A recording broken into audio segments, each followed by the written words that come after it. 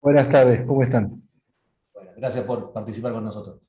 Miguel, cuando vos quieras, ya veo está tu presentación puesta. Dale, ahí la comparto entonces. Eh, pantalla. Ahí va. Ahí se está viendo el power. ¿Se ve el power? Sí, perfecto. Bien, ahí estamos. Bueno, hola a todos. Un poco me presentó Diego. Yo soy Miguel Ritaca, soy médico de la guardia de emergencia del Hospital Horacio Heller. Hace ya varios años y un poco me convocaron para trabajar y charlar y un poco ver el tema del uso de los fármacos en lo que es el manejo de la vía aérea de emergencias. ¿Sí? La idea es tratar de darles algunas pautas y recomendaciones en cuanto al manejo de la farmacología en la secuencia de intubación rápida. Bueno, para empezar, importante a destacar qué es la secuencia de intubación rápida, ¿sí? Y más de uno la debe haber aplicado, y esto realmente nos cambió la vida a los médicos que hacemos emergencia en las guardias, los médicos emergentólogos. Fundamentalmente es el procedimiento de elección para lograr el control definitivo de la vía aérea en la mayoría de los pacientes críticos. Y como ustedes visualizan acá, es un proceso, es decir, hay etapas que uno debe cumplir y no saltearse, porque cada etapa es muy importante. Y esto va en contra de cualquier kamikaze en la guardia que tiene un laringo en la mano y un tubo en la otra. ¿Sí? Acá hay pasos, hay tiempos que uno tiene que respetar en cada paso para lograr el control definitivo de la vía aérea. Un poco repasando rápidamente, ¿sí? Esos pasos, tenemos la preparación del paciente. Esa preparación a nosotros no nos puede llevar más allá de los 5 minutos. ¿Sí? ¿En qué consiste la preparación del paciente? Fundamentalmente, una vez que nosotros tomamos la decisión de intubar el paciente, al paciente lo vamos a colocar en decúbito dorsal a 45 grados, es decir, en posición semisentada hasta el momento que le indicamos el agente paralizante y el inductor. Fundamentalmente porque ustedes piensen que cuando tenemos un paciente en insuficiencia respiratoria importante, si ustedes al paciente lo acuestan de manera inmediata, lo más probable es que el paciente se les pare. Entonces, mientras dejamos al paciente en posición de cúbito dorsal a 45 grados, vamos a ir preparando todos los elementos que vamos a necesitar en la secuencia de intubación rápida. Yo les recomiendo que en cada servicio, en cada guardia de su hospital, tengan directamente lo que nosotros le llamamos un carro de vía aérea, donde tienen que tener todos los elementos con los cuales ustedes van a trabajar, desde máscara laringia, máscara con reservorio, cánulas de mayo, bolsa ambú, laringos, obviamente en todas sus ramas, tanto rectas como curvas, es decir, todos los elementos que son inherentes al manejo de la secuencia de intubación rápida. Luego viene la segunda etapa, que es la preoxigenación del paciente, que es tan importante como el momento de la intubación. ¿Por qué? Porque si ustedes realizan una buena preoxigenación del paciente, y a eso me refiero que logremos alcanzar una saturometría por arriba del 95%, entre 3 a 5 minutos, eso nos va a permitir un tiempo de apnea a la hora de intubar el paciente de aproximadamente 4 a 8 minutos, ¿sí? Más cerca de los 6 minutos promedio. Y es un tiempo importantísimo para poder intubar el paciente. ¿Cuál es el objetivo de la preoxigenación? Fundamentalmente desplazar el nitrógeno alveolar por oxígeno, y de esa manera nosotros vamos a desnitrogenar el paciente. Eso es muy, pero muy importante. Ténganlo en cuenta, ¿sí? ¿Con qué lo vamos a preoxigenar? Fundamentalmente con una máscara con reservorio a un flujo de oxígeno de 10 litros por minuto. Sí, con eso alcanzamos una FiO2 cercana al 100%.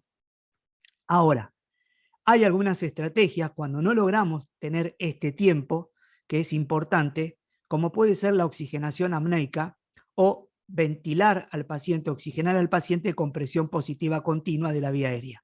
Pero esto lo vamos a dejar para otra charla porque la preoxigenación en la secuencia de intubación rápida es todo un capítulo y va a demandar tiempo.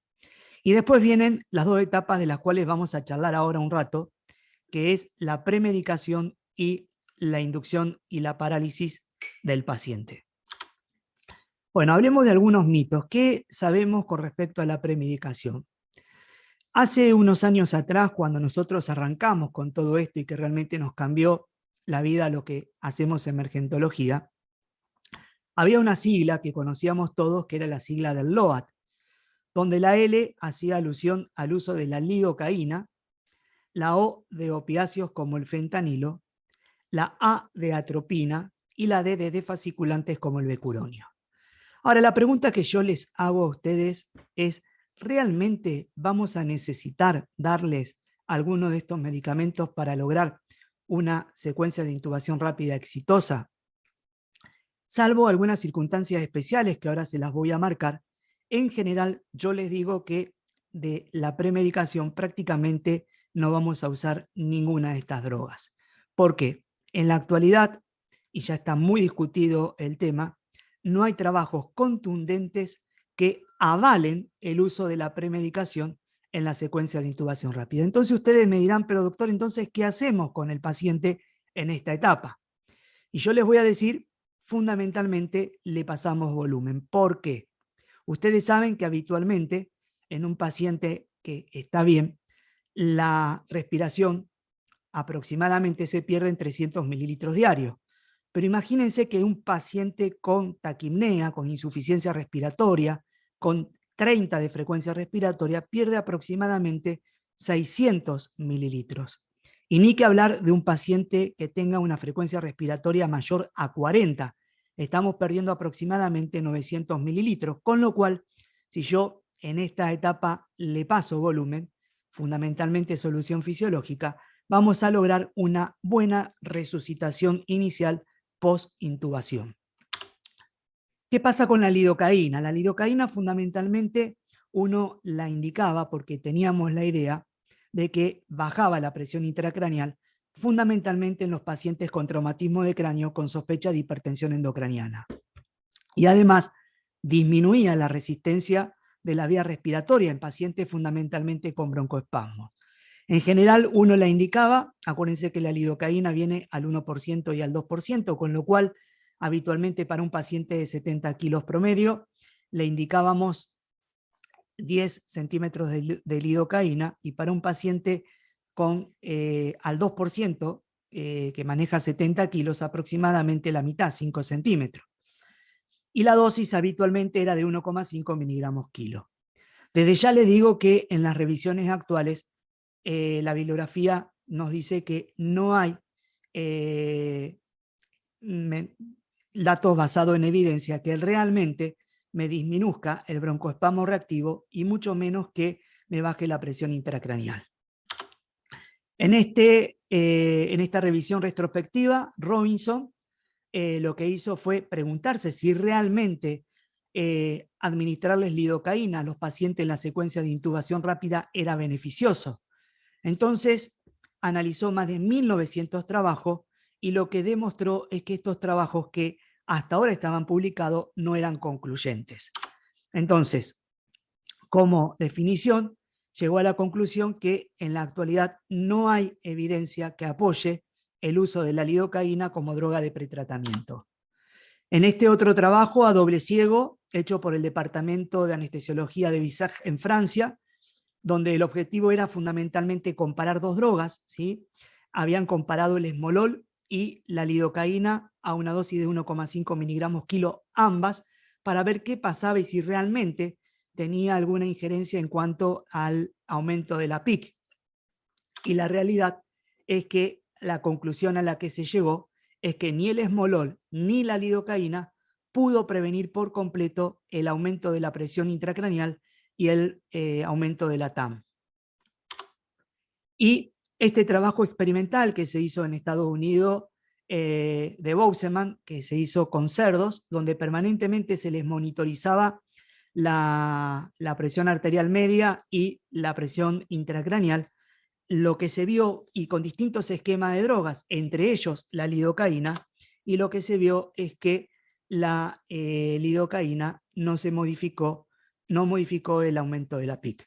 O sea que, en conclusión, nosotros, en nuestro servicio de emergencia del Hospital Heller, no utilizamos la lidocaína como droga de premedicación. Acuérdense que cuando nosotros instalamos protocolos, cuanto más los complejizamos, más probabilidad de error vamos a tener. Hay que tratar de simplificar los protocolos y obviamente que sean efectivos. ¿Qué pasa con la atropina? La atropina fundamentalmente la dábamos en pacientes pediátricos, ¿sí? ¿Para qué? Para mitigar la bradicardia en los pacientes pediátricos. La dosis a la que la administrábamos era de 0,02 miligramos kilo hasta un máximo de 1 miligramo. Y acuérdense que la ampolla viene de 1 mililitro, 1 miligramo. Ahora yo les pregunto a ustedes, ¿cuál es la causa de bradicardia en los chicos? Fundamentalmente la hipoxia. La hipoxia es la causa más importante que tenemos en los chicos, con lo cual, si yo no hago una buena preoxigenación de este paciente, voy a tener bradicardia con o sin el uso de la atropina. En este trabajo que se hizo en el departamento de Ontario, en Canadá, donde se armaron 2 grupos, en un grupo se le administraba la atropina y en el otro grupo no se le administraba, lo que se vio es que en realidad no se encontraron diferencias significativas en ambos grupos, en un grupo etario entre 1 y 12 años. Con lo cual, la conclusión a la que se llegó es que el uso estaba sobreestimado y debía ser reconsiderado. Este otro trabajo retrospectivo del Colegio Americano de Emergencias Pediátricas, donde se analizaron trabajos desde el 97 hasta el 2001, y lo que se vio es que la atropina no previno la bradicardia en todos los casos, con lo cual no necesariamente a todos los pacientes debíamos indicarle la atropina. Y ni que hablar si nos encontramos con este caso, ¿sí? Una niña que fue intervenida quirúrgicamente y se desconocía su antecedente cardiovascular. Esta niña tenía una valvulopatía de base, que era un prolapso de la válvula mitral, con lo cual al momento de indicarle la atropina hizo una fibrilación ventricular y paro cardíaco. Y acuérdense que ustedes en emergencias, cuando ingresa el paciente en el showroom de la guardia, muchas veces vamos a desconocer los antecedentes previos del paciente. No vamos a ver a qué hora comió, si tiene 8 horas de ayuno, si la bradicardia que tiene es porque está tomando algún beta bloqueante. Es decir, que muchas veces no conocemos los antecedentes. Con lo cual, nosotros en nuestro servicio del Hospital Heller no utilizamos la atropina como premedicación en nuestra secuencia de intubación rápida. El fentanilo. Bueno, el fentanilo es un derivado opioide. Acuérdense que viene en la ampolla de 250 microgramos en 5 mililitros y la dosis es de 3 miligramos por kilo a pasar endovenoso lento, ¿sí? Exactamente 3 minutos antes de colocar el agente inductor, con una duración promedio de aproximadamente 30 minutos. ¿Cuál es la idea del fentanilo? Fundamentalmente, acuérdense que ustedes en muchos pacientes van a tener un aumento de las catecolaminas, y ese aumento de las catecolaminas de alguna manera lo que me va a aumentar es el gasto cardíaco, y al aumentar el gasto cardíaco me aumenta el consumo de oxígeno. Y sí, la verdad que esto pasa. Entonces, si contábamos con una droga como el fentanilo, que de alguna manera me bajaba ese gasto cardíaco, bajaba el consumo de oxígeno y le iba mejor al paciente. Y esto fundamentalmente lo vemos en las emergencias cardiovasculares, como el infarto agudo de miocardio o el edema agudo de pulmón o la disección de aorta. Entonces, en una revisión al UpToDate al 2020, solo si el tiempo me lo permite, voy a indicarle como droga de premedicación el fentanilo justamente para las emergencias cardiovasculares. No existen datos de alta calidad que me demuestren que el fentanilo baje la PIC. Solamente queda relegado para las emergencias cardiovasculares. Y esta asociación, que la he visto con bastante frecuencia en distintos servicios de guardia, tanto de acá de la provincia de Neuquén como fuera de la provincia, la verdad que nosotros no la utilizamos como en nuestras tarjetas de intubación, ¿sí? Estamos hablando de lo que es la premedicación. ¿Por qué? Porque es idiosincrático. Acuérdense que tanto el midazolam como el fentanilo, ambas drogas son depresoras del sistema nervioso central y además miorelajantes. Con lo cual, si yo tengo esta estructura que ustedes ven acá, que es el grado 1, ¿sí? De una clasificación de Cormack, ¿sí? Que es una clasificación que nosotros utilizamos en lo que es el manejo de intubación, donde ustedes pueden observar todo el orificio glótico con las cuerdas vocales, la epiglotis, etc. Y ustedes potencian la asociación de dos drogas depresoras y miorelajantes, podemos terminar el paciente llevándolo hacia un Cormack 3 o un Cormack 4, con lo cual nosotros vamos a reemplazar esta asociación por otras drogas. Acuérdense que el fentanilo puede dar un síndrome de cofre rígido, con lo cual la única manera de revertirlo es a través del paralizante como la succinilcolina. En este trabajo de Cork y Wade, que el propósito justamente fue evaluar si buscábamos con el fentanilo bajar el estrés cardiovascular y neuroendocrino, entonces se trabajaron sobre dos grupos. En un grupo se le daba fentanilo más tiopental y en el otro grupo solamente tiopental. Y lo que se vio que en el grupo que había recibido solamente tiopental, las presiones sistólicas y diastólicas estaban más altas. Y las beta-endorfina en el grupo que había recibido fentanilo no habían aumentado, pero sí habían aumentado en el grupo que estaba medicado solamente con tiopental. Con lo cual, la conclusión a la que se llegó es que es una opción válida el uso de fentanilo como droga de premedicación en situaciones especiales como las emergencias cardiovasculares. Y el becuronio también lo he visto en distintas tarjetas de secuencia de intubación rápida y en realidad el becuronio lo usaban como una dosis de cebado. ¿Qué es una dosis de cebado? Un 10% de la dosis real para intubar nuestros pacientes. ¿Cuál era la finalidad? Fundamentalmente, mitigar las fasciculaciones que nos daba la succinilcolina. Y en realidad, la pregunta que yo le hago es a ustedes, ¿realmente que el paciente me fascicule me va a impedir poder intubar el paciente? La realidad es que no, con lo cual no tiene mucho sentido administrar el becuronio como defasciculante para mitigar la fasciculación de la succinilcolina. La dosis es de 0,1 a 0,2 miligramos kilo. Y fíjense esto, ¿puedo utilizar el becuronio en reemplazo de la succinilcolina? La respuesta es sí. Pero ¿qué pasa? Tengan en cuenta que si ustedes van a utilizar el becuronio, van a tener que asegurarse sí o sí de poder intubar el paciente. ¿Por qué? Por la duración de la droga, ¿sí? Fíjense que está entre los 20 y los 40 minutos. Y yo le digo por experiencia que está más cerca de los 40 que de los 20. Con lo cual, si ustedes no lo pueden intubar, lo van a tener que ventilar de alguna manera durante 40 minutos, porque si no el paciente se les para. Entonces, eso es muy importante tener en cuenta. En cambio, la succinilcolina, el efecto promedio, dura entre los 6 y los 12 minutos, promedio entre 8 y 10, con lo cual si el paciente no lo puedo intubar y lo tengo que ventilar de alguna manera, a los 8 o 10 minutos empieza a ventilar de manera espontánea. Y esa es una diferencia significativa a la hora de evaluar complicaciones. Entonces, nosotros, como conclusión, no usamos el becuronio como droga de defasciculante en la secuencia de intubación rápida.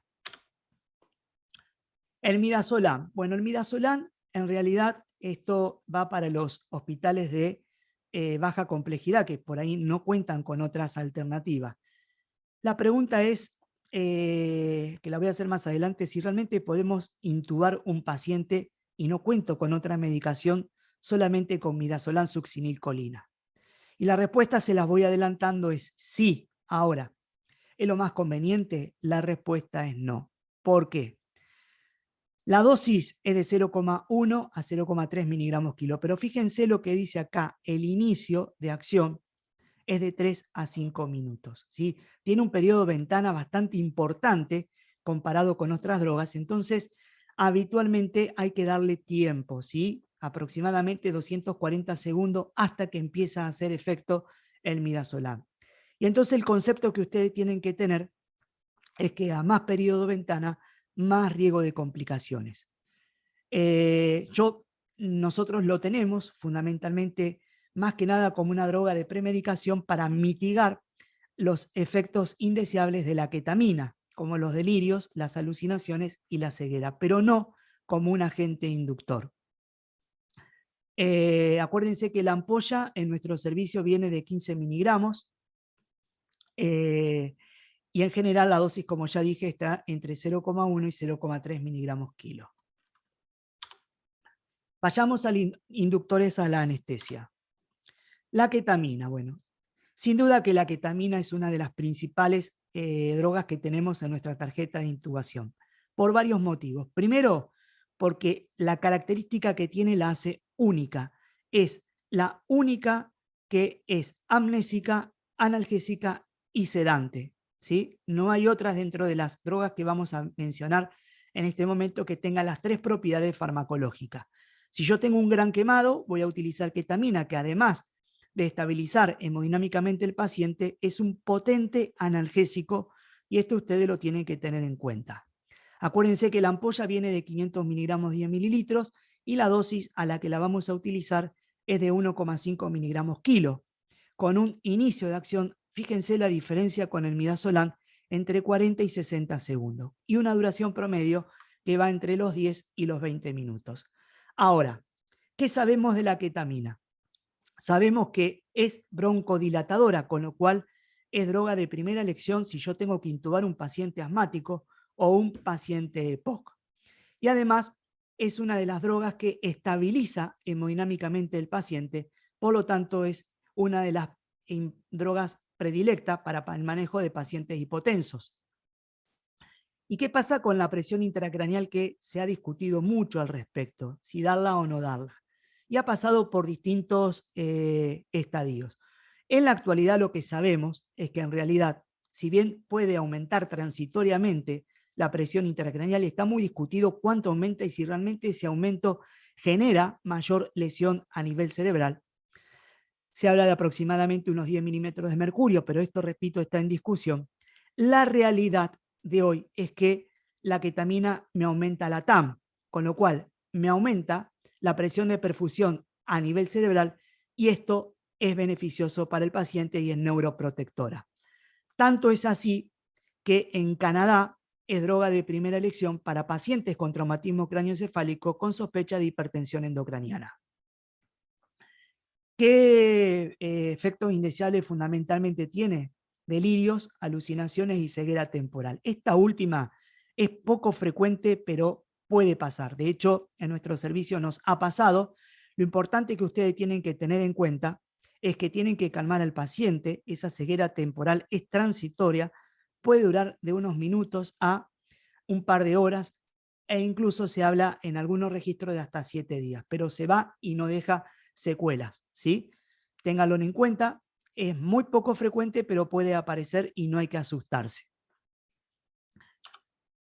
En este trabajo de Cohen, que se hizo en conjunto con la Universidad de Columbia y la Universidad de Vancouver, donde se analizó justamente 10 ensayos con más de 953 pacientes, y lo que se vio en cuanto a una revisión con respecto al uso de la ketamina y la presión de perfusión intracraneal, es que el uso de la ketamina en forma endovenosa no afectó negativamente los resultados del paciente e incluida la mortalidad.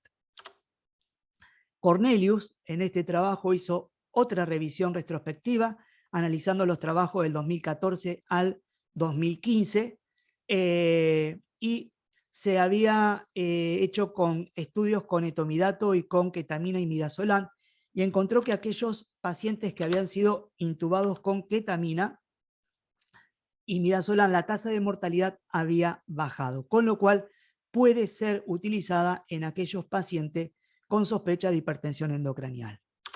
Y un poco para resumir o sintetizar la evidencia actual sobre la ketamina con lesión neurológica, lo cierto es que en este trabajo que se hizo en Alemania, lo que se vio que si uno utiliza la asociación de la ketamina con un agonista GABA como el midazolam, lo que se vio es que no aumenta la presión intracraneal.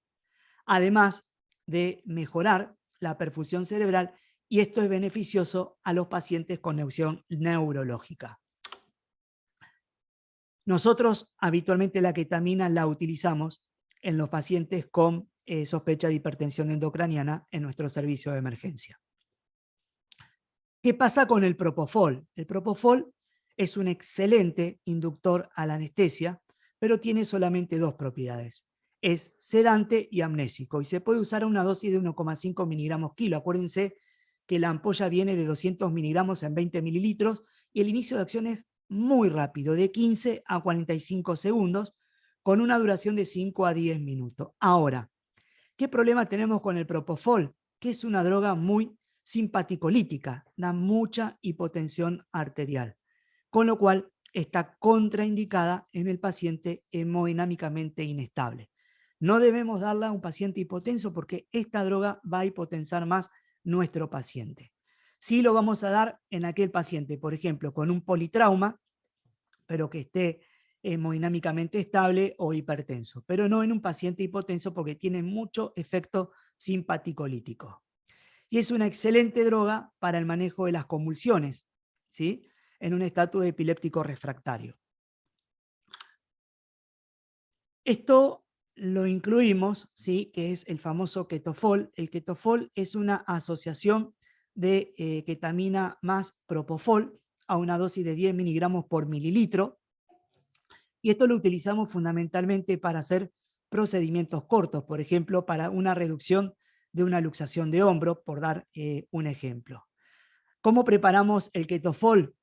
Lo vamos a preparar. Recuerden que la ketamina venía en ampolla de 500 miligramos, 10 mililitros, con lo cual lo que vamos a extraer es 1 centímetro, le vamos a agregar 4 centímetros de solución fisiológica, más 5 centímetros de propofol.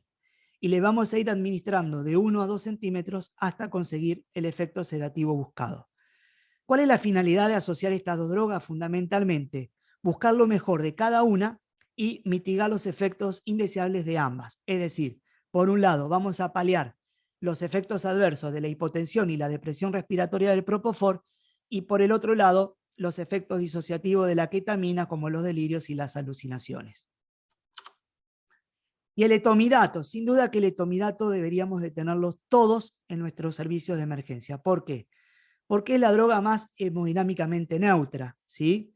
Es una droga que es muy versátil, la vamos a poder utilizar para pacientes con traumatismo de cráneo con sospecha de aumento de presión intracraniana, para el paciente hemodinámicamente inestable, para manejo de las convulsiones, es decir que es una droga que realmente tiene mucha versatilidad. La dosis es de 0,3 miligramos kilo y el inicio de acción es de 15 a 45 segundos con una duración de 3 a 12 minutos. Y repito, es el más hemodinámicamente neutro. Ahora, si ustedes las van a utilizar para hacer un procedimiento corto, imaginemos, por ejemplo, una cardioversión eléctrica, la dosis es menor, es de 0,1 miligramos kilo. En esta revisión que se hizo en el departamento de Edimburgo acerca de incluir o no el etomidato dentro de nuestras tarjetas de intubación rápida con 144 artículos a la fecha, lo que se vio fundamentalmente es que en realidad el etomidato disminuye la demanda metabólica de oxígeno al mismo tiempo que preserva la presión de perfusión a nivel cerebral, es de inicio rápido y produce estabilidad hemodinámica, con lo cual es indicativo de nuestra tarjeta de intubación. ¿Hay alguna controversia en relación al paciente séptico? Porque produce una supresión adrenocortical que es transitoria, en general suele durar entre 12 y 24 horas, por eso esto está en discusión, pero algunos recomiendan indicar una carga de hidrocortisona de 100 miligramos en dosis única endovenosa. Pero sin duda que el etomidato es la droga que tenemos que tener en nuestro servicio de emergencia.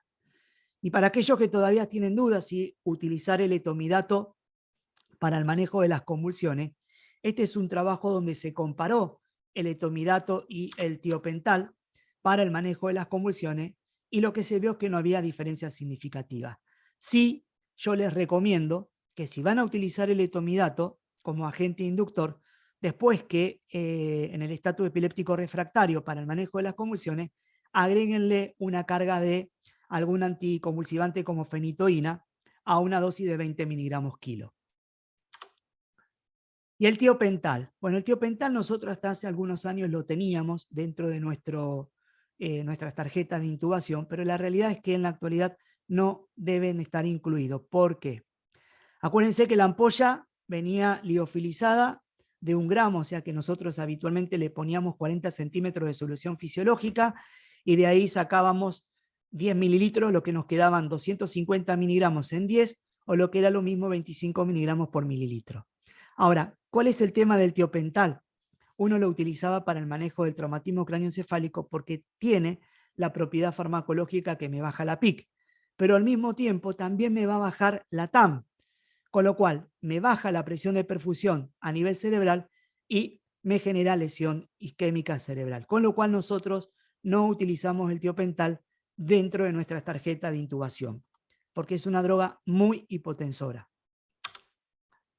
Y en cuanto a las convulsiones, que tenía la propiedad de anticonvulsivante, sepan ustedes que hoy la reemplazamos por otras drogas como el propofol. Agentes paralizantes. La succinilcolina, sin duda, es una droga que realmente tiene sus beneficios, no es de alto costo, sino de bajo costo y alto impacto. Viene liofilizada de 500 miligramos en frasco multidosis, ¿sí? Y la dosis es de 1 a 1,5 miligramos kilo con un inicio de acción entre los 20 y los 45 segundos.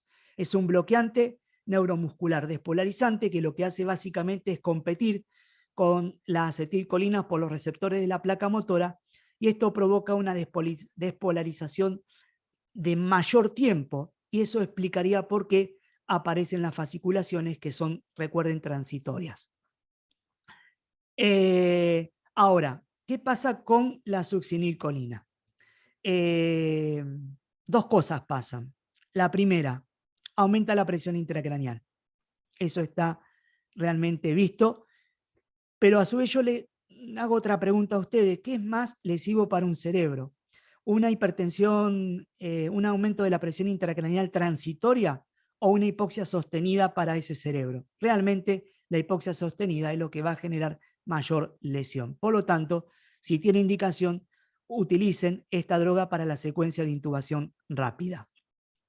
Y el otro tema, que es muy discutido, los americanos en general no utilizan la succinilcolina porque fundamentalmente está contraindicado en los pacientes con hiperpotasemia.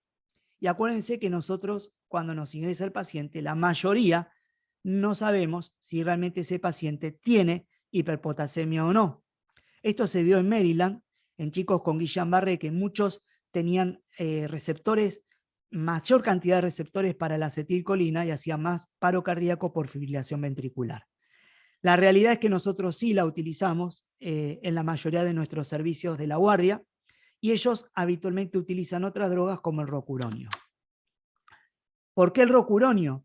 Básicamente porque es un bloqueante neuromuscular no despolarizante que lo que hace es bloquear la unión de la acetilcolina a los receptores de la placa motora, y esto inhibe la despolarización. Y no está contraindicado en la hiperpotasemia, ni tampoco en los pacientes con insuficiencia renal. Pero aparte, el tiempo de acción de esta droga es mucho más prolongado, de aproximadamente 45 minutos. Recuerden que la succinilcolina en general, la duración de la droga está entre los 8 y los 12 minutos. Entonces ustedes me dirán, pero doctor, ¿qué pasa si no lo puedo intubar? ¿Lo voy a tener que estar ventilando durante 45 minutos? La respuesta es no. ¿Por qué? Porque ellos utilizan el Sugamadex a una dosis de 16 miligramos kilo y revierten de manera espontánea la acción del rocuronio en 2 minutos aproximadamente, ¿sí? Con lo cual ellos utilizan el rocuronio como agente de primera elección. Y el atracuronio, nosotros lo hemos tenido en nuestro servicio en la época del COVID, realmente ahora no lo estamos utilizando, no está contraindicado en los pacientes con insuficiencia renal y la duración aproximadamente de unos 25 minutos. La dosis es de 0,4 miligramos kilo y empieza a actuar a los 2-3 minutos aproximadamente. Sí tiene como efectos colaterales hipertensión urticaria y broncoespasmos. Bueno, un poco para concluir, estas son nuestras tarjetas de intubación. Si yo tengo que intubar un paciente con una crisis asmática o un paciente EPOC, habitualmente utilizamos la ketamina como agente inductor, como droga de primera elección. Acuérdense que la ketamina tiene propiedades broncodilatadoras, y luego la succinilcolina. Si no contamos con ketamina, una opción válida es el propofol. A una dosis, acuérdense, de 1,5 miligramos kilo, tanto para la ketamina como el propofol. Si yo tengo un paciente con accidente cerebrovascular asociado a hipertensión endocraniana, sin duda alguna que si tenemos etomidato, yo lo voy a utilizar a una dosis de 0,3 miligramos kilo para mantener una presión de perfusión adecuada y prevenir lesiones secundarias. E incluso si hay signos de herniación cerebral, sigue siendo el etomidato una opción válida. Y si no cuento con el etomidato, la opción válida es la asociación de mida-queta, porque fundamentalmente demostramos que no aumenta la presión intracraneal, más la succinilcolina como el agente paralizante. Si yo tengo un paciente con convulsiones o estatus epiléptico, voy a utilizar el propofol por sus propiedades anticonvulsivantes a una dosis de 1,5 miligramos kilo, y vamos a considerar también de segunda elección al etomidato a una dosis de 0,3 miligramos kilo como agente inductor, más la succinilcolina. Si yo tengo un paciente con emergencia cardiovascular, como un infarto agudo de miocardio, un edema agudo de pulmón, o un síndrome coronario, una disección de aorta, vamos a utilizar como premedicación el fentanilo, solo si el tiempo me permite, a una dosis de 3 microgramos kilo, más etomidato. Si no lo tienen en nuestro medio, pueden utilizar un segundo agente inductor como la ketamina, más succinilcolina. Miguel, Y si tenemos estamos ante la presencia de un paciente con politrauma, pero sin inestabilidad hemodinámica, es una opción válida el uso del propofol a una dosis de 1,5 miligramos kilo, más la succinilcolina. Y finalmente, si el politrauma es hemodinámicamente inestable, acuérdense que el propofol está contraindicado por sus efectos simpaticolíticos, entonces utilizamos aletomidato, una dosis de 0,3 miligramos kilo, o ketamina más succinilcolina. Bueno, un poco esto fue rápidamente un repaso de lo que es la farmacología de la secuencia de intubación rápida. Bueno, justo te estaba llamando porque estábamos con poco tiempo. Buenísimo. Yo pienso que te escucha. No sé si se ve mi pantalla.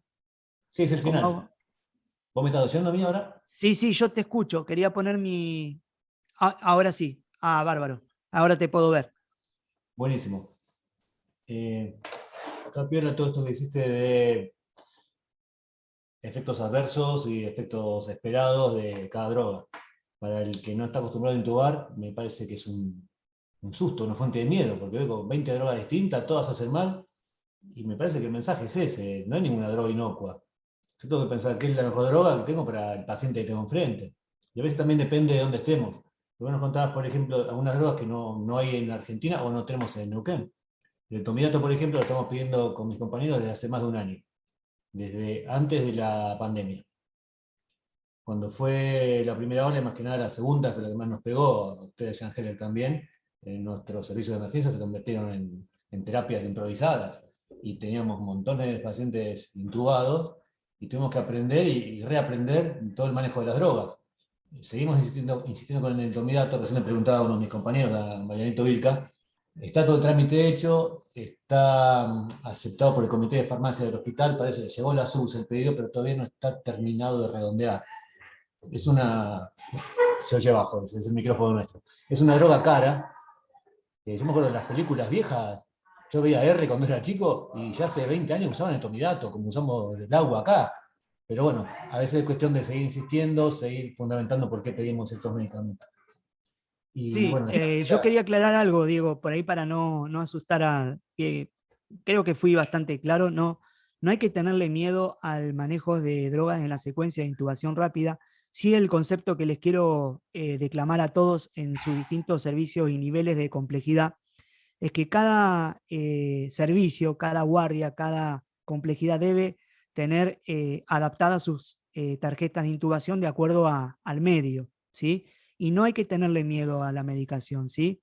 Eh, no quiero que se queden con esa idea de que las drogas dan miedo, sino todo lo contrario. Uno cuando tiene el conocimiento del manejo, por eso en el video cuando quede grabado van a quedar mis tarjetas de mi hospital para que la tengan armada y la puedan adaptar a cada servicio de la guardia de los distintos hospitales. Pero es importante esto. Nosotros también hemos pedido letomidato ya hace tiempo a través de la Subsecretaría de Salud. Para que tengan una idea, es una droga que no es cara. Hace 2 años, cuando intenté comprarla a través del hospital, salía 5.000 pesos una caja de 10 ampollas. No es cara y realmente es muy beneficiosa para los pacientes y para lo que es el manejo de la emergencia en los servicios de guardia. Pero el concepto que le tiene que quedar, porque estamos con gente del interior también, es que deben contar con algunas drogas que no pueden faltar en un servicio de guardia. No puede faltar, por ejemplo, una succinilcolina. Eso lo tienen que tener en todos los servicios. Fundamentalmente, uno puede de alguna manera no tener rocuronio, que de hecho la mayoría no lo vamos a tener, pero sí hay que empezar a hablar de este tema, pero sí tenemos que tener succinilcolina. No puede faltar el propofol, no puede faltar la ketamina, no puede faltar midazolam, que son drogas que habitualmente son de fácil acceso, aquellos que trabajan en los servicios de guardia de los distintos hospitales y la complejidad. Pero bueno, un poco era hablar de farmacología, es muy extenso vía aérea, entonces preferí focalizar en esto de las tarjetas de intubación, que es muy importante que cada servicio las tenga y las pueda aplicar. Y hay que perderle el miedo, no hay que tenerle miedo para nada. Muy bueno, muy bueno. Sí, podríamos estar 2 horas con una clase de vía aérea y no nos va a alcanzar, así que lo tuyo estuvo buenísimo. Me hiciste acordar de una cosa, y ya vamos terminando, Jorge, antes que me rete Jorge a mí. La Sociedad Argentina de Emergencia, la SAE, estaba promoviendo en estos días un curso de vía aérea para gente que trabaja en áreas de emergencia. Tendrán que fijarse en la página de la SAE, está la página de la SAE y está en Facebook también. Es un curso que no era cancelado y no me acuerdo si empezaba el mes que viene, no estoy No, convencido. empezó, te agrego, Diego, empezó ahora. De hecho, yo soy panelista del curso, estoy dentro del comité y ahora corto acá y estoy con la parte práctica de esos chicos. Así Pucha, bueno, que por eso les pedía que el tiempo, que estoy muy limitado porque ahora me tengo que conectar con la SAE. Pero bueno, bueno, espero que les haya servido. señor. Estoy a disposición. Por ahí dejo mi correo electrónico para aquel que quiera aclarar alguna duda o que se le mande las tarjetas o lo que fuera. Vos lo tenés, Diego, pasalo, porque la verdad que creo que está en el final del gracias mi correo electrónico para aquel que quiera hacer algunas preguntas.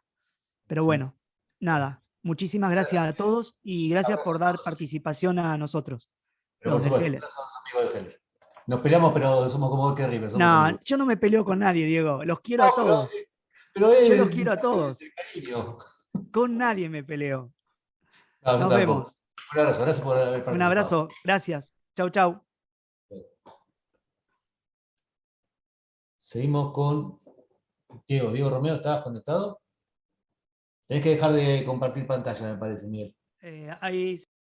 Ahí está. Diego. Buenas, ¿qué tal? Diego Romeo Tocayo, Tocayo el primer nombre y el segundo nombre. ¿Sí? Exactamente. Formado en la residencia de cardiología de este hospital, un capo como médico, como persona, y lo hemos molestado para que comparta con nosotros el manejo de insuficiencia cardíaca en la guardia, en la emergencia. Excelente. Muchas gracias por la presentación, Dieguito. Por favor. Bueno, como me presentó recién Diego, soy cardiólogo del Hospital Castro Rendón. Y bueno, vamos a hablar de un síndrome que nos afecta a todos en algún momento. Vamos a tener un paciente en la guardia que tengamos que resolver. Y, perdón, no escucho bien. ¿Ahí se escucha bien mi micrófono, Diego? Perfecto, sé que te arrimaste o algo, se oye ahora mejor. Pero está bien. Perfecto. Bueno, entonces, muchas veces vamos a encontrarnos con pacientes en la guardia, en la cual vamos a tener como sospecha clínica el síndrome de insuficiencia cardíaca aguda, ¿sí? Y se nos viene a la cabeza todos estos factores que a veces podemos tenerlos un poquito más ordenados o en otros casos no tener tan claro cuál es el rol que cumplen en la evaluación del paciente. Y por lo tanto, el objetivo de esta clase o esta charla va a ser organizar estos recursos que podemos tener a mano, ¿sí?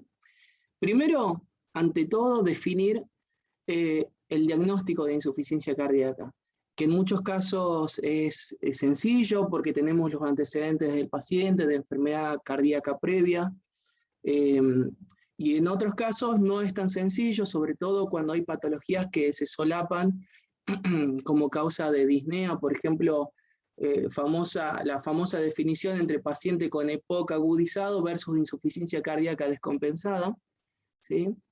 Jerarquizar cuál es la problemática de este síndrome, que es un síndrome muy frecuente y que tiene una presentación muy heterogénea, ¿sí?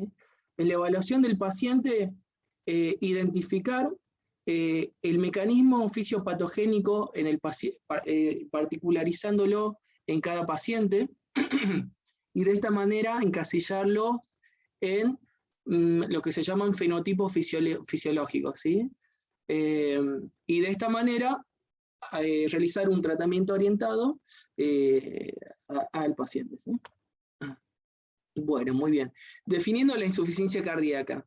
Como ven en la imagen de la izquierda, representa la clínica. La clínica siempre es soberana, ¿sí? En la insuficiencia cardíaca, pero a veces necesita apoyarse en métodos complementarios. Como ya todos sabemos rápidamente, la insuficiencia cardíaca aguda son aquellos síntomas y signos que se presentan de manera relativamente rápida y que generan una necesidad de consulta, tanto al servicio de urgencias como a consultorio. En general, obedece una reducción del volumen minuto, ¿sí? O sea que el corazón, por alguna razón, no puede generar un volumen minuto suficiente para la perfusión de los órganos, o lo hace a expensas de aumento de las presiones de llenado, que ahora vamos a ver mínimo la fisiopatología, ¿sí?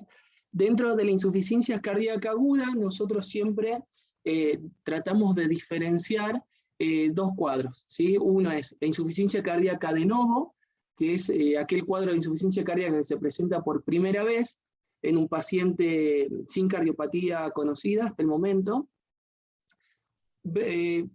separada de la descompensación de una insuficiencia cardíaca crónica, ¿sí? Bueno, la insuficiencia cardíaca es un continuo que tiene, la evolución de estos pacientes tiene esta morfología, se podría graficar de esta manera, ¿sí? En la cual la gran mayoría de los pacientes que están en clase funcional 1, ¿sí? Que se mantienen estables, presentan periódicamente o a lo largo de su historia natural agudizaciones, ¿sí? Nosotros podemos encontrar un paciente que ya venía con insuficiencia cardíaca, pero se nos presenta en la guardia como primera descompensación, ¿sí? Posteriormente a esa descompensación y la compensación, el paciente siempre presenta cierto grado de deterioro después del episodio, ¿sí? Entonces siempre la curva es en descenso, y con periodos de descompensación que suelen ser cada vez más frecuentes, lo cual caracteriza la insuficiencia cardíaca como un cuadro que es claramente recurrente, ¿sí? Y que va a llevar al paciente hacia la insuficiencia cardíaca refractaria hasta que uno de esos episodios no responda al tratamiento y el paciente fallezca, ¿sí? Bueno, como decía, la definición no es tan sencilla. Y esta imagen de la derecha trata de graficar esto, que tenemos que tratar de dejar de pensar en la insuficiencia cardíaca dentro de un cuadrito, porque en realidad es un cuadro clínico que es muy heterogéneo, ¿sí? Que engloba desde pacientes que tienen una miocarditis, una endocarditis, insuficiencias valvulares agudas, insuficiencias cardíacas en contexto de sepsis, por ejemplo, o de síndrome coronario agudo, etc., ¿sí? El cuadro clínico es muy heterogéneo y nosotros tenemos que, cada vez que nos paramos frente a un paciente, tratar de entender la fisiopatología para poder orientar el tratamiento. ¿Sí? Bueno, entonces, con respecto a la definición de insuficiencia cardíaca en general, decimos que es la incapacidad para eyectar o generar un gasto cardíaco suficiente para perfundir los órganos, o, cosa que es muy importante, lo hace a expensas del aumento de las presiones de llenado. ¿Sí? Este cuadrito resalta este dato porque tenemos métodos complementarios que pueden evaluar esto, que son muy importantes. Uno, bueno, es el ProBNP, que vamos a charlar en un ratito, cuál es la utilidad, y otro, bueno, el ProBNP, que nosotros en el hospital no lo tenemos tan disponible, de hecho no está disponible, pero sí tenemos disponible la evaluación por ecocardiografía, ¿sí? La cual en algunos casos nos permite definir el cuadro clínico como insuficiencia cardíaca o no insuficiencia cardíaca. ¿Sí? ¿Y cuándo está descompensada? Cuando aquellos signos y síntomas generan la necesidad de consultar a una atención médica, tanto en consultorio como en guardia. Excelente. ¿Por qué es tan importante? Porque es un cuadro clínico que se encuentra con una prevalencia en ascenso, ¿sí? Esto se debe a que tenemos más pacientes añosos, tenemos pacientes que llegan a etapas más avanzadas de su enfermedad cardíaca debido al tratamiento completo, ¿sí? También es una patología que genera altos costos sanitarios, ¿sí? Bueno, la internación de la insuficiencia cardíaca es donde más recursos se utilizan, y la mortalidad es relativamente alta. Estos son datos de las guías SAC, ¿sí? En el cual muestra una mortalidad global entre el 4 al 8%. ¿Sí? Y como dije recién, la rehospitalización de estos pacientes también es muy alta, ¿sí? Vemos acá entre el 35 y el 50% de los pacientes que se internaron por insuficiencia cardíaca van a tener otros episodios de agudización de insuficiencia cardíaca y requerimiento de internación. ¿Sí? Cosa que vemos muy frecuentemente, muchos pacientes ya los conocemos por ser habituales de la guardia. Algunos datos en general de epidemiología. En estos estudios que tienen amplio número de pacientes estudiados, vieron que la edad promedio obviamente van a ser pacientes más añosos. De hecho es la primera causa de internación en España de personas de más de 75 años. ¿Sí? Es más frecuente que sean hombres, sobre todo entre los 50 y 60 años, para después empezar a emparejarse con las mujeres. La mayoría de los pacientes que ingresan por insuficiencia cardíaca aguda ya tenían antecedentes de cardiopatías previas. Muy importante, la primera etiología de insuficiencia cardíaca en general es la enfermedad coronaria. De aquellos pacientes, la mayor parte obviamente tienen factores de riesgo como hipertensión y diabetes, y un dato importante, solo la mitad de los pacientes tienen deterioro de la función sistólica del ventrículo izquierdo, ¿sí? Lo cual le da mucha jerarquía a la insuficiencia cardíaca con FEI preservada. Con respecto a los mecanismos fisiopatológicos, esto es muy importante cuando nos paramos frente al paciente. En líneas generales, ahora vamos a ver otra forma de clasificarlo en los pacientes, pero podríamos clasificarlos entre de causas vasculares, ¿sí? Versus causas miocardiopáticas, como causas de falla cardíaca, ¿sí?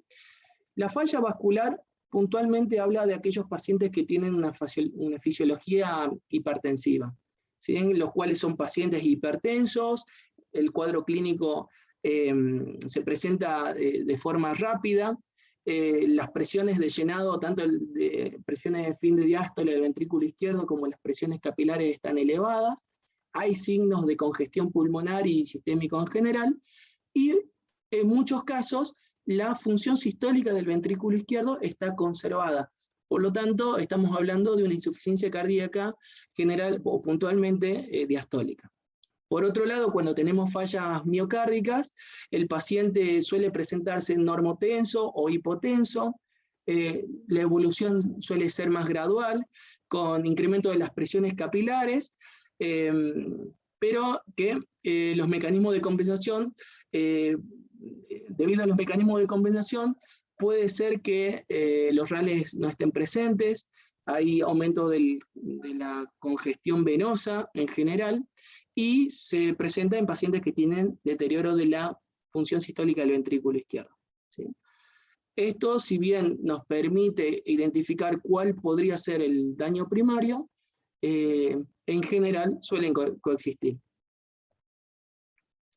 Hay una forma de clasificar a los pacientes que es clásica, todos lo vimos en la facultad, que es la clasificación de Stevenson, en la cual básicamente entrecruza dos datos clínicos, que es la congestión y la perfusión periférica, en lo cual clasifica a los pacientes en 4 fenotipos o presentación clínica, que es el paciente que tiene no tiene hipotensión, por lo tanto está tibio, pero no tiene congestión, seco.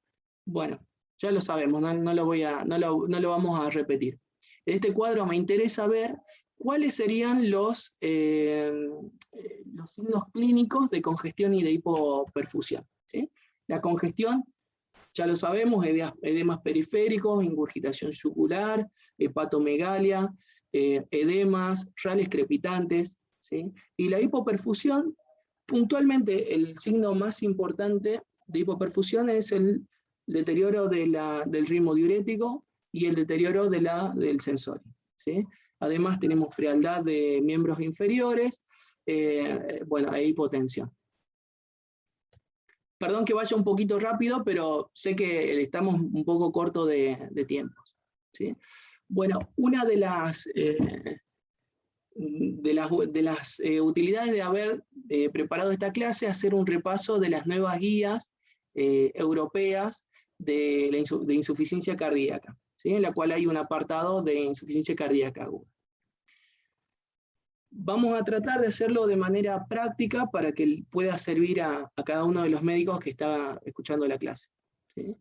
Entonces, dijimos que en línea general el diagnóstico de insuficiencia cardíaca es clínico, ¿sí? Por lo que nosotros ya sabemos, pero debemos apoyarnos en algunos exámenes complementarios para ayudar a acercar, por un lado, al estado clínico del paciente y pronóstico, y por otro lado, acercar a la causa de la descompensación, ¿sí? En las cuales tenemos el electrocardiograma, que nos va a permitir descartar arritmias o síndromes coronarios agudos, ya sea con supra-ST o infra-ST, ¿sí? La radiografía de tórax, que vamos a ver congestión o signos de infección pulmonar como posible causa, la cual es muy frecuente. La ecografía pulmonar buscando congestión pulmonar también se utiliza, es muy útil. La ecocardiografía, en estos casos, vemos que el valor de diagnóstico es mayor, debido a que, por un lado, nos da información sobre el estado basal cardiovascular del paciente, si tiene función conservada, si tiene deterioro de la función, el grado de disfunción diastólica, lo cual a nosotros en muchos casos nos permite generar un rollout del paciente, por lo que dijimos al comienzo. Si el paciente no tiene signos de aumento de las presiones de llenado del ventrículo izquierdo, descarta insuficiencia cardíaca, ¿sí?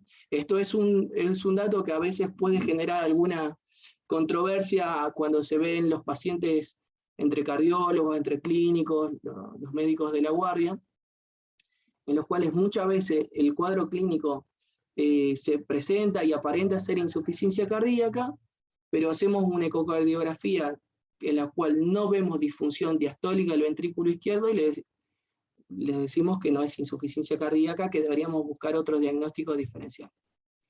También podemos al final hacer un periodo para hacer preguntas, así participan todos, ¿sí? Los péptidos natriuréticos, lo mismo que charlamos en un ratito, es digamos que muestra la congestión, el aumento de las presiones de las cavidades, fundamentalmente de la aurícula izquierda. La troponina que en algunos casos pueden ser útiles. Yo no recomiendo pedirla de manera protocolar a todos los pacientes, porque si bien tiene un valor pronóstico, puede generar alguna confusión con respecto al síndrome coronario agudo. Es decir, las troponinas se pueden elevar independientemente si hay un síndrome coronario agudo o no, solo por la insuficiencia cardíaca, ¿sí? La disfunción renal es un parámetro fundamental de mal pronóstico cuando hay disfunción renal, y también nos puede ayudar a definir la internación o externación de algunos pacientes seleccionados, ¿sí? El ionograma fundamental por el tratamiento que vamos a usar, diurético. Bueno, hay algunos estudios que muestran la anemia como un factor de riesgo independiente en la insuficiencia cardíaca. TSH, dímero D, el ácido láctico y bueno, la oximetría siempre, pero se tienen que utilizar cuando hay una sospecha clínica como causa de descompensación hemodinámica. Bueno.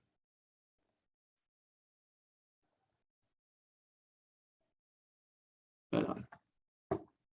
Bueno, entonces, cuando tenemos la sospecha de insuficiencia cardíaca como un síndrome, lo que deberíamos hacer es conocer la historia del paciente,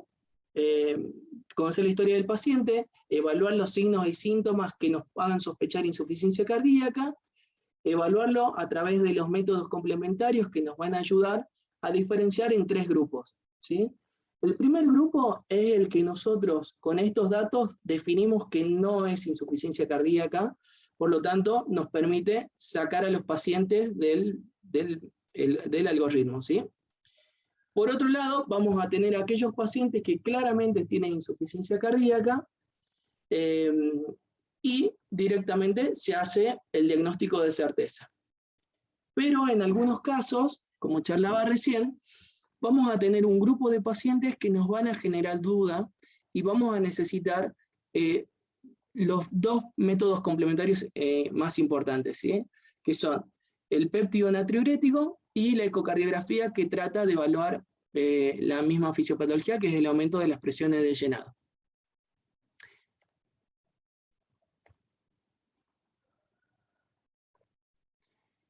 Muy bien, en este punto de la presentación ya hicimos el diagnóstico de insuficiencia cardíaca, pero tenemos que generar una orientación del tratamiento médico, ¿sí?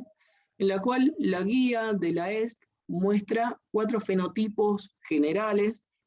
Es importante destacar que en muchos casos pueden estar solapados en los mecanismos fisiopatológicos, en los cuales se destaca la insuficiencia cardíaca descompensada agudamente, el edema agudo de pulmón, la falla aislada del ventrículo derecho y el shock cardiogénico, ¿sí?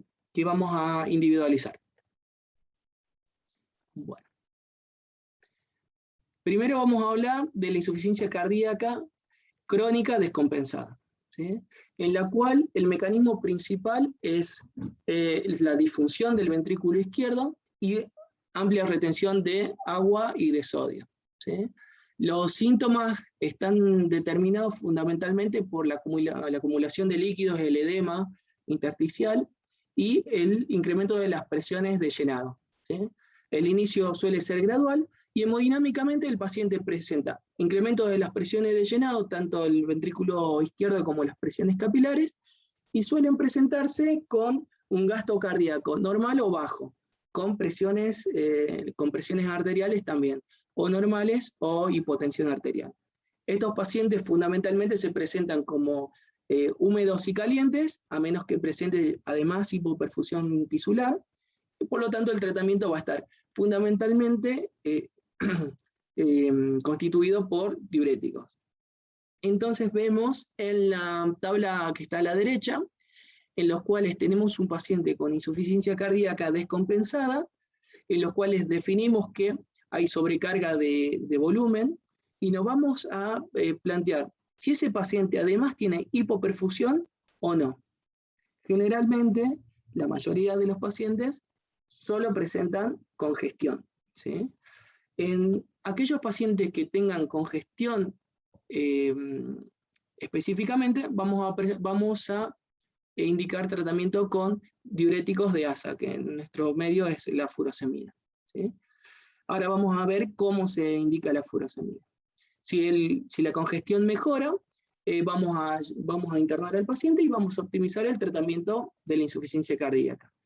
En caso de no mejorar con los diuréticos, se debe incrementar la dosis o combinar diuréticos.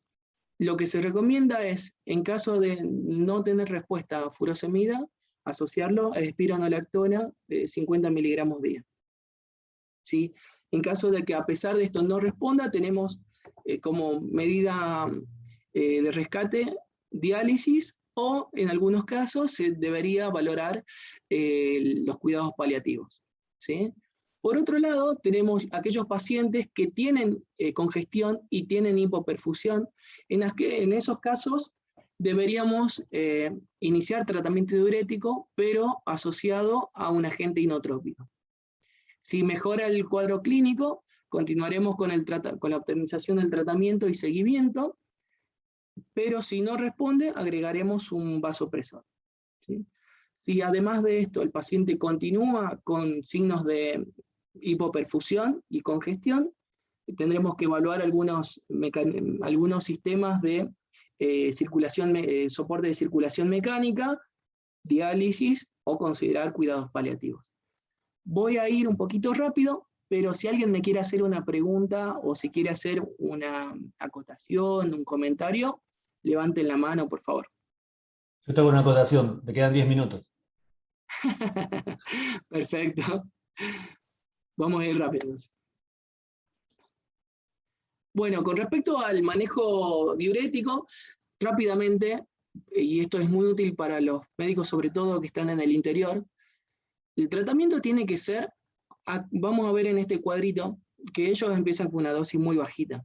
Nosotros en nuestro centro, básicamente utilizamos una dosis de ataque, que son entre 2 y 3 ampollas de furosemida endovenosas en bolo, ¿sí? Muchas veces vemos que se hacen tratamiento con diurético media ampollita, una ampollita, y en aquel paciente que está con insuficiencia cardíaca, que tiene muchas veces puede tener disfunción renal o puede tener congestión renal, o viene con tratamiento diurético previo, con tolerancia al mismo, son dosis muy bajas.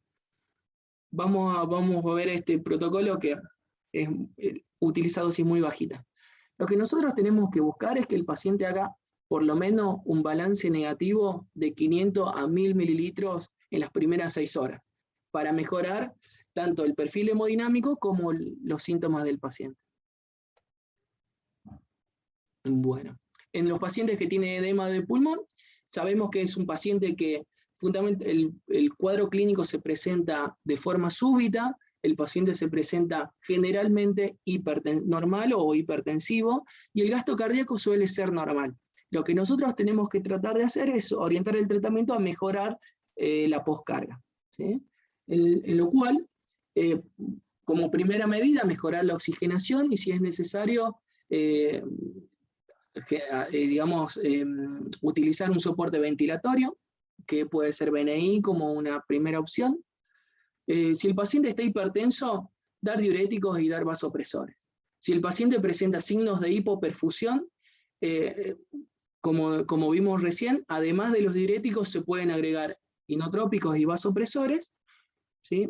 Y si mejora la congestión, continuar el tratamiento médico, y en caso de no mejorar, sistema de soporte de circulación mecánica o diálisis.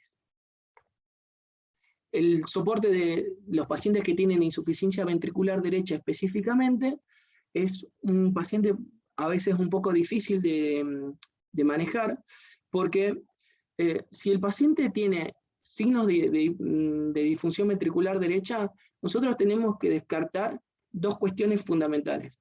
Uno es un síndrome coronario agudo con compromiso hemodinámico del ventrículo derecho y el edema agudo de pulmón.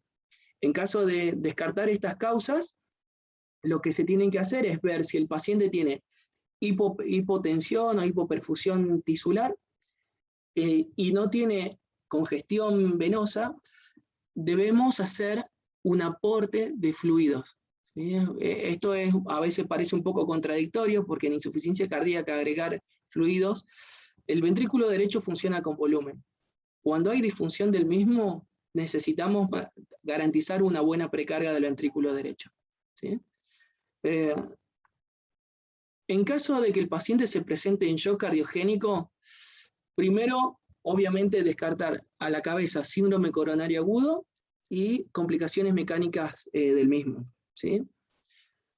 En caso de tener una de estas complicaciones, tenemos que ir a tratamiento específico, tanto angioplastía primaria como tratamiento quirúrgico.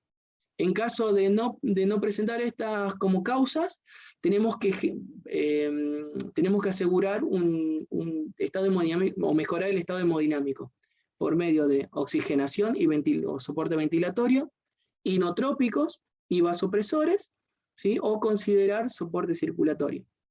Lo que nosotros tenemos que hacer es tratar de mejorar la perfusión. Como dice acá arriba, identificar otras causas específicas. Las causas que nosotros tenemos que identificar están en este cuadrito, que bueno, tiene una mnemotecnia que es CHAMPIT, ¿sí? El síndrome coronario agudo, emergencia hipertensiva, arritmias, causas mecánicas, como la insuficiencia mitral aguda, el edema, la embolia pulmonar, infecciones y taponamientos. Bueno. Con respecto a los inotrópicos, nosotros generalmente utilizamos dobutamina y milrinona. ¿Sí? La dobutamina es un agente que es un agente inotrópico, pero también es vasodilatador, así que en aquellos pacientes con hipotensión arterial se podría asociar a noradrenalina como vasopresor. Bueno, ahí dejo las dosis de los fármacos y obviamente la indicación va a ser en aquellos pacientes que presentan hipotensión arterial y signos de hipoperfusión tisular. La forma de preparación, rapidito para que si a alguien le es útil, siempre son los miligramos por mil, que eso lo transforma en gamas, ¿sí? En microgramos, dividido el volumen al cual vamos a preparar la infusión, 250 o 500 mililitros de solución fisiológica, por ejemplo, dividido el peso del paciente en kilos, dividido 60. Eso nos da una constante que podemos multiplicar por la velocidad de infusión hasta llegar a la dosis que queremos utilizar.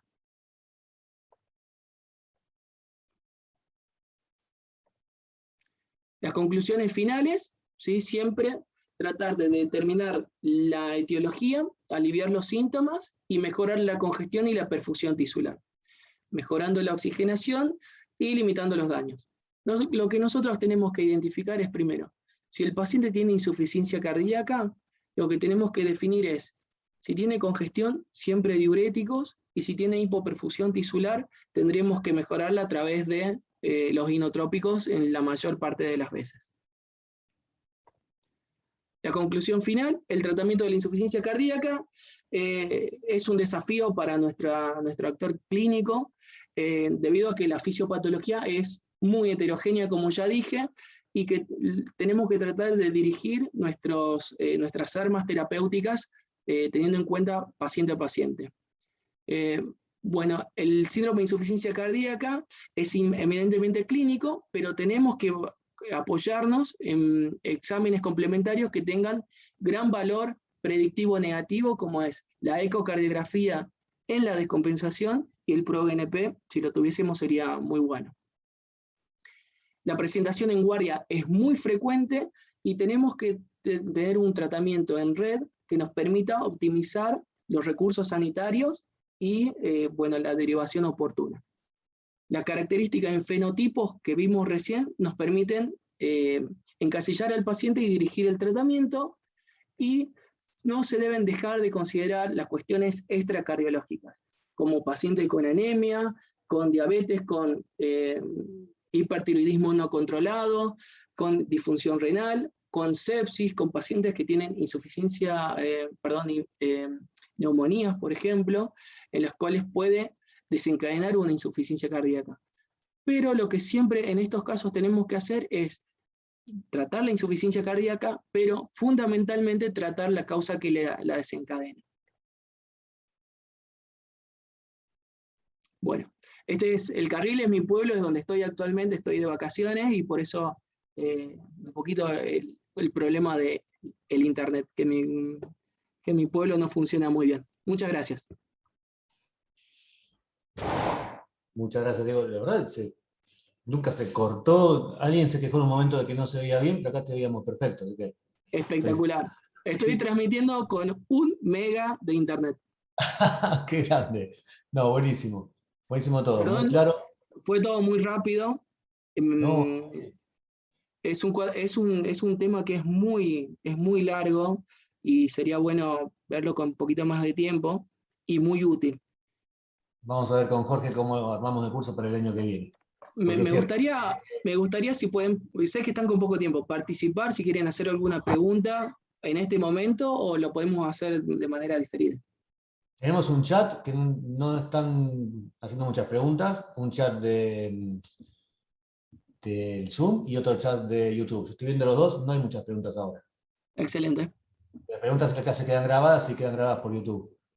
Yo te voy a Buenísimo. agregar a todo lo que dijiste, que me pareció muy bien, muy práctico, la clasificación de los 4 cuadros más comunes de insuficiencia. Hablaste por ahí de asistencia ventilatoria, lo que está indicado es DNI, ¿sí? Evita un montón de Sin lugar a complicaciones. dudas. Pero, ¿por qué digo esto? Este curso está apuntado más que nada a la gente que está lejos del centro y que no tiene tantos medios como nosotros. Nosotros estamos acá dentro del hospital y somos Gardel. Bueno, Pero totalmente. a lo mejor, Bueno, hablando de los recursos, nosotros hemos tenido hace muy poquito un paciente con insuficiencia cardíaca, edema agudo de pulmón, y me dicen, tengo 3 furosemidas en el hospital. metésela. Eso es lo que tengo. Entonces vos decís, bueno, si hacele dosis alta, hacele dosis de infusión. Hablas de inotrópico, un paciente que está descompensado en el interior. Es imposible, no tienen bomba de infusión. Bueno, es muy complicado. Eso complica mucho el manejo.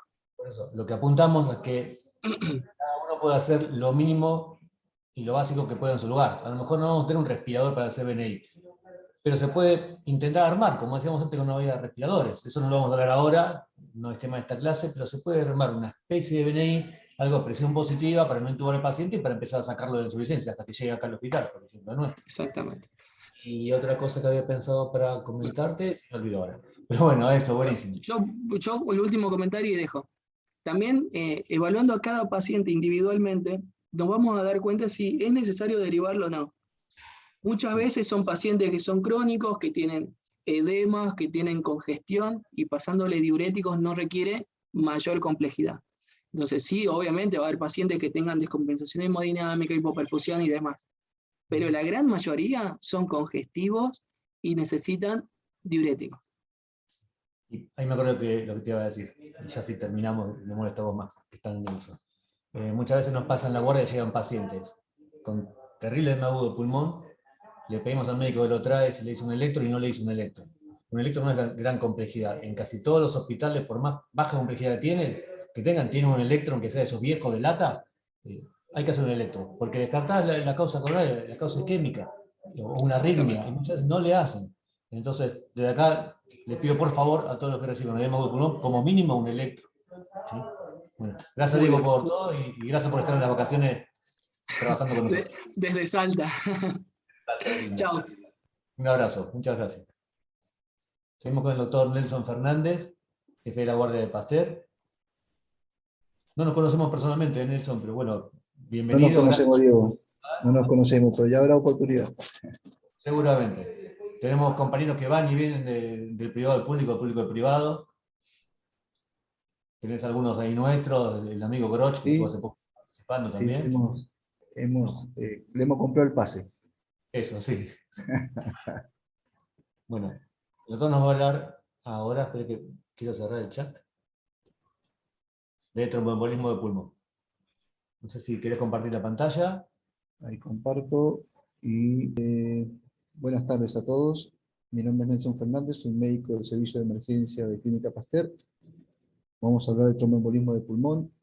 Voy a hacer un pantallazo de las novedades que existen sobre el tema, de lo que se ha publicado últimamente. y voy a tratar de ser lo más concreto posible para que no se haga tan prolongado el tiempo. En definitiva, tromboembolismo de pulmón sabemos que es la obstrucción parcial o total de las arterias pulmonares por material que se origina en otro lado, habitualmente en el sistema venoso profundo de los miembros inferiores, y eso corresponde hasta un 95% de los casos. La tercera causa de muerte, después de las patologías cardiovasculares, después del infarto agudo del miocardio y del ácido isquémico, y como consecuencia o como secuela deja un tromboembolismo. El tromboembolismo pulmonar es la hipertensión pulmonar tromboembólica crónica que representa un 2 al 4%. ¿Cómo se origina ese trombo? Generalmente existe la teoría de Virchow, que está determinada por 3 parámetros. Eso, no, lo que sí no está pasando las diapos, está la primera nada más.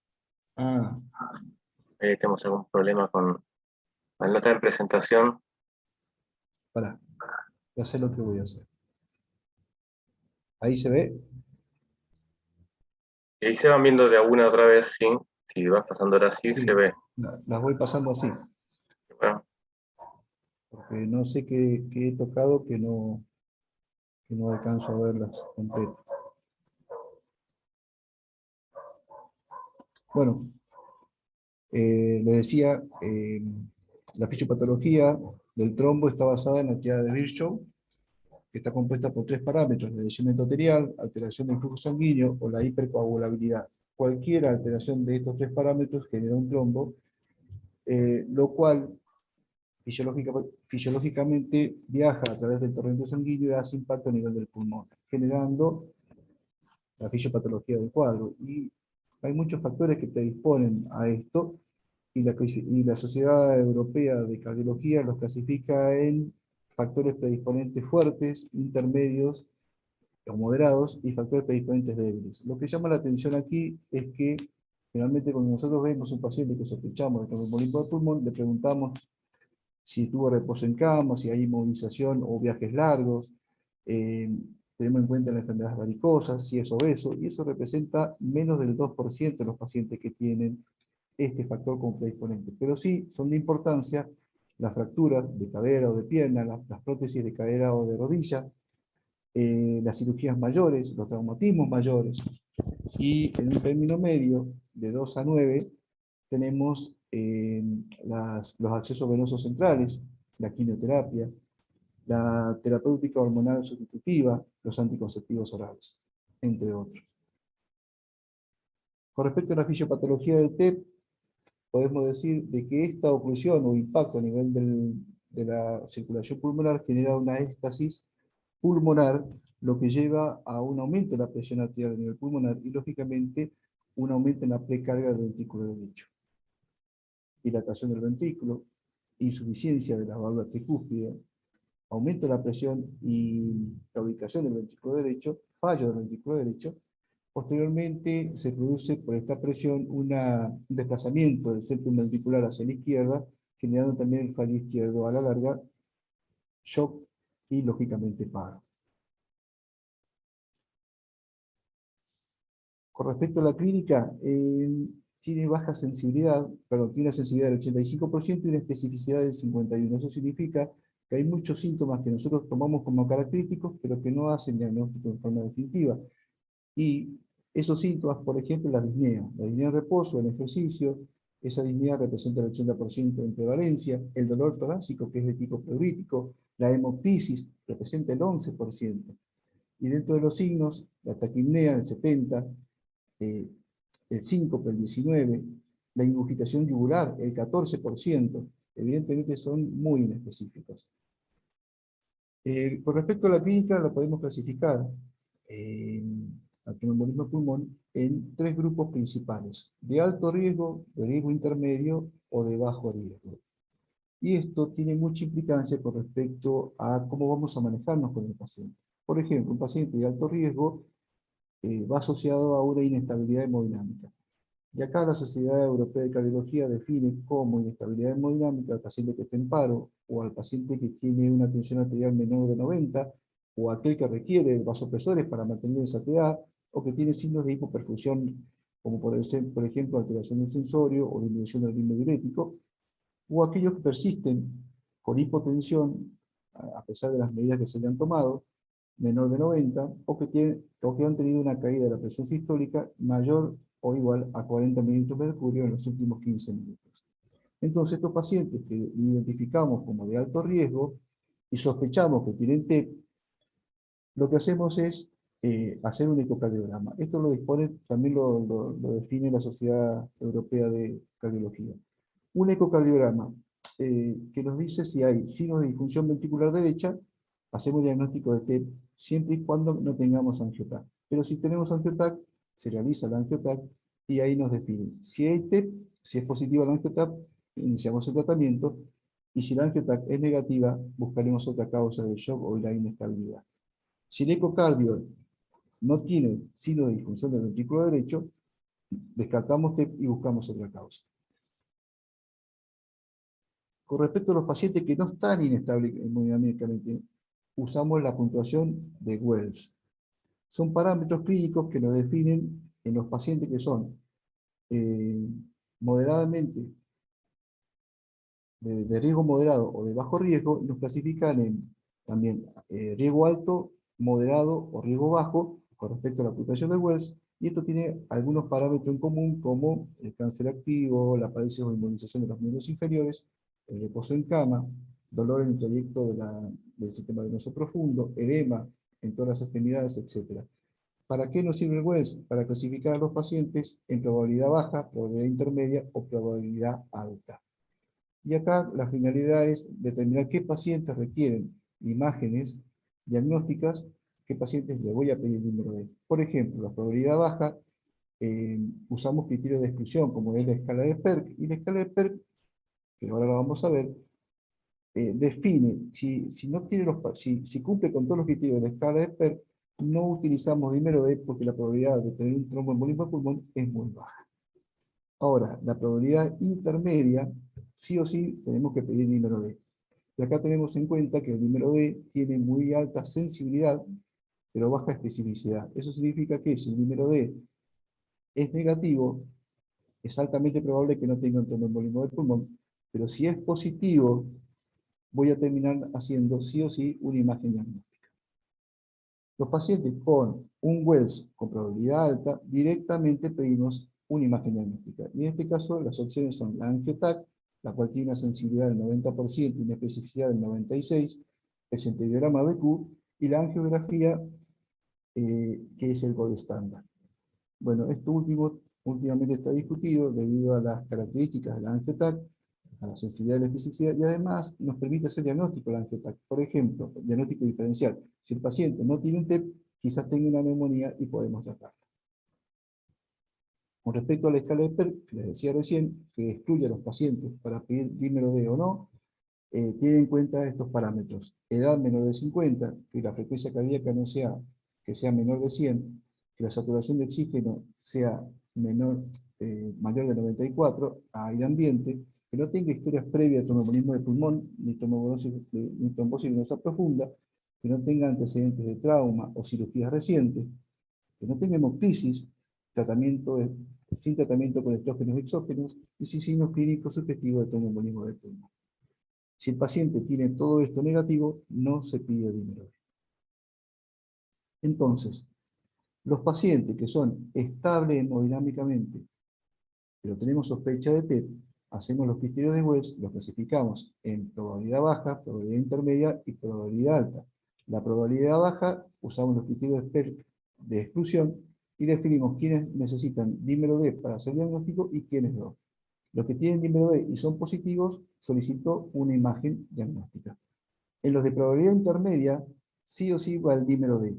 Si el dímero D es positivo, debido a la baja especificidad, tengo que terminar haciendo una imagen diagnóstica. Y si la probabilidad es alta, directamente usamos la angioTAC.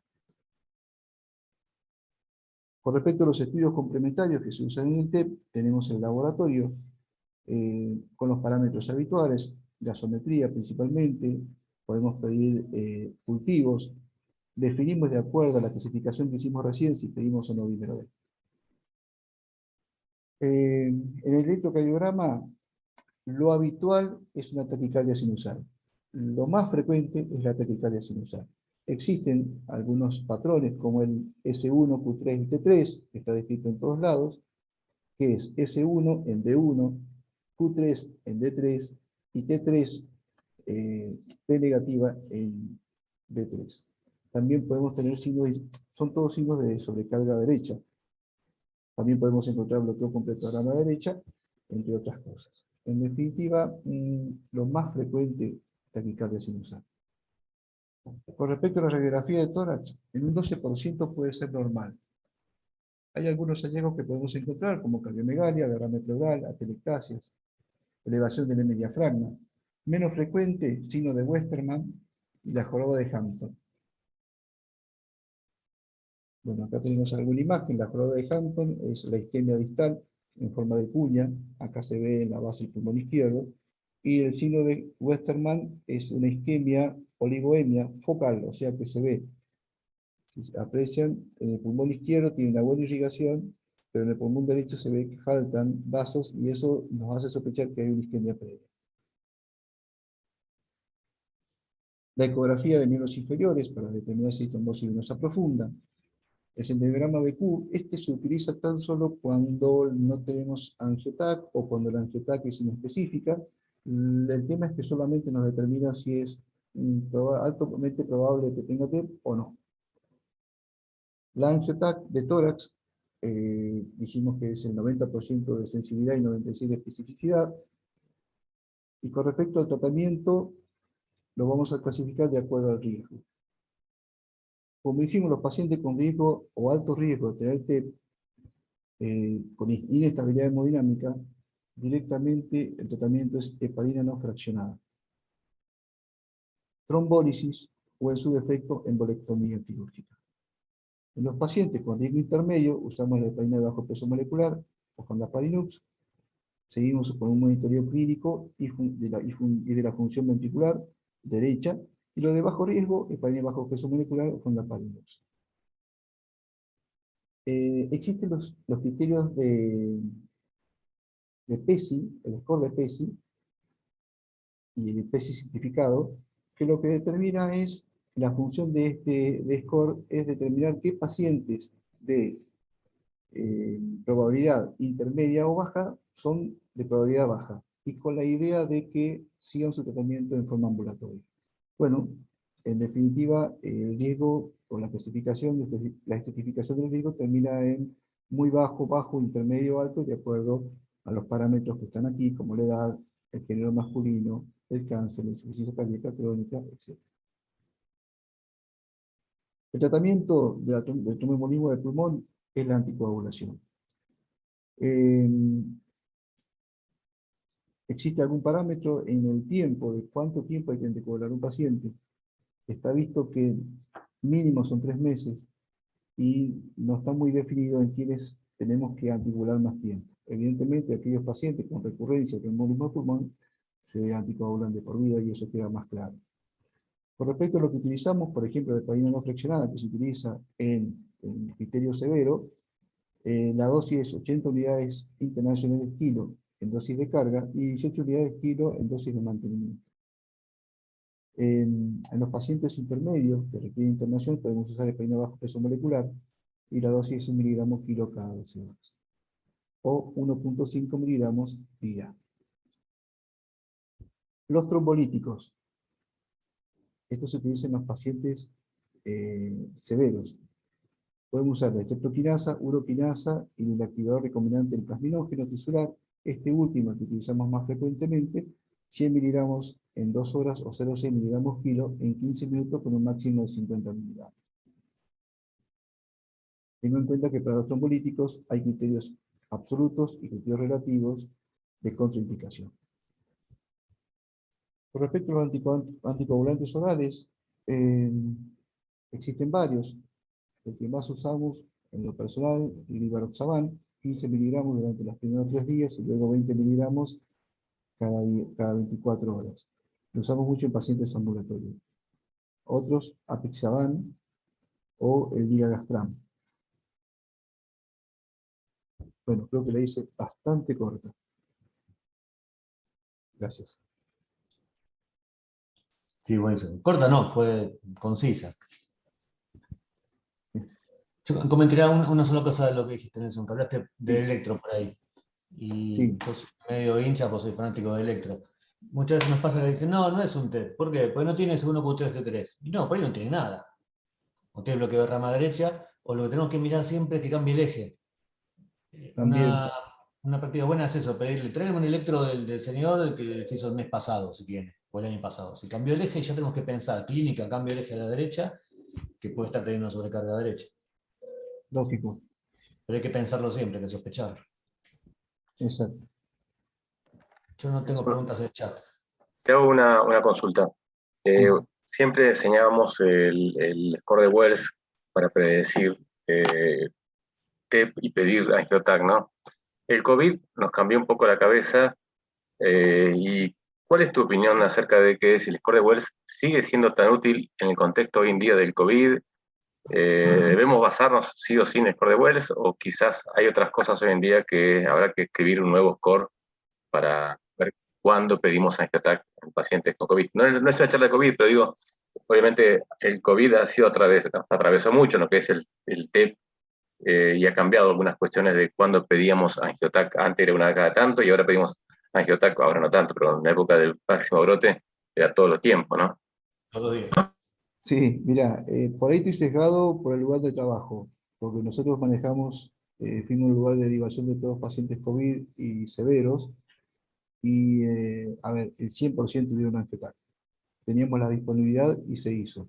Ahora, el Wells es un buen parámetro para determinar qué pacientes deben recibir una neuroimagen, una imagen, perdón, diagnóstica. Por lo tanto, me parece que sí, sigue siendo muy útil.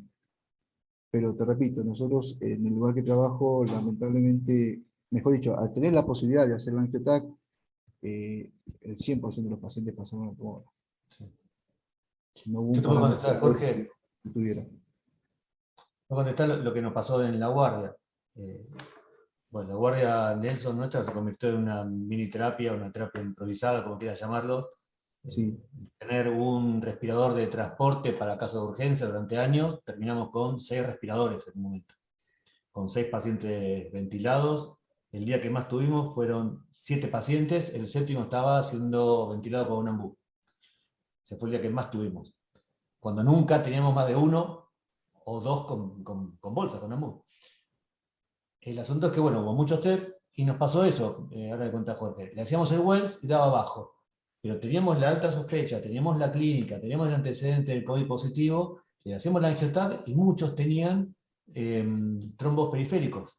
O sea, no eran trombos masivos, el que lo vaya a llamar yo, claro, el que lo vaya a llamar, eran periféricos.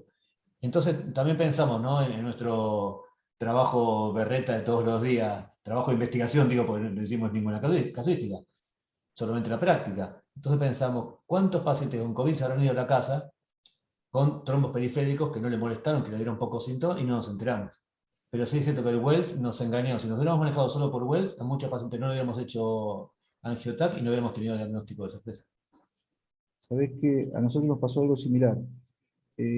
La terapia se llenó muy rápido, más allá de la cantidad de camas que tiene. Los pacientes que eran aceptados en la parte de clínica médica, que se descompensaban y o necesitaban instrumentación de vía aérea, no había lugar donde derivarlo y pasó a ser la guardia el lugar de destino, a tal punto que se reestructuró el lugar y para poder ventilar a 14 pacientes, y ventilamos, lo máximo que ventilamos fueron 11. Y nos pasó exactamente lo mismo. En definitiva, fue un aprendizaje a los golpes, un aprendizaje importante, ir haciendo sobre la marcha, ir tomando decisiones sobre la marcha, porque no había nada escrito. Además, aún inclusive hay algunas cosas que no quedan muy claras, pero aprendimos bastante de esto, y hoy te puedo decir que el servicio que no estaba preparado para cumplir esa función, lo pudo hacer. Tuvimos una mortalidad muy baja, tuvimos pacientes ventilados durante mucho tiempo, en el servicio en sí, estoy hablando de semanas, hasta poder conseguir un lugar en terapia. Pero bueno, nos ha pasado todo por igual, o sea, no es algo en particular de Clínica Pasteur, nos ha pasado a todos por igual. Te comento una Nelson, pregunta. el enfoque era más que nada, obviamente, lo que es el abordaje por guardia, pero hay varias preguntas acerca de cuánto tiempo la anticoagulación en un paciente con TEP. No sé si específicamente de COVID, porque capaz que en otro contexto uno puede discutir la causa del TEP, pero persona sana con COVID que tuvo TEP, ¿cuánto tiempo ustedes están indicando la anticoagulación, el seguimiento? Por ejemplo, con anticoagulantes orales, un ejemplo de Rivaroxaban, lo hacemos durante 3 meses. El mínimo son 3 meses. De ahí va la reevaluación clínica por el especialista, muchas veces el neumonólogo, quien define repetir algún estudio, repetir un TETAC y definir si el paciente requiere seguir anticoagulado o no.